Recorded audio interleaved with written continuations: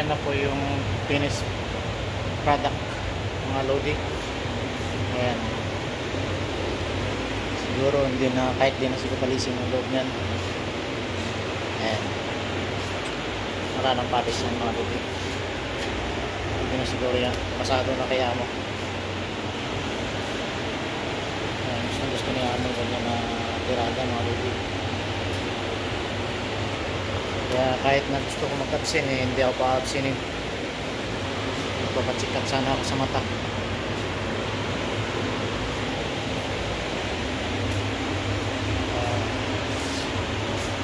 Ayan mga lods.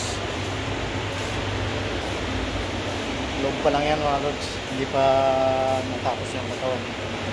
Yan po yung pinto ng Rolls Royce change color. Blue to gray.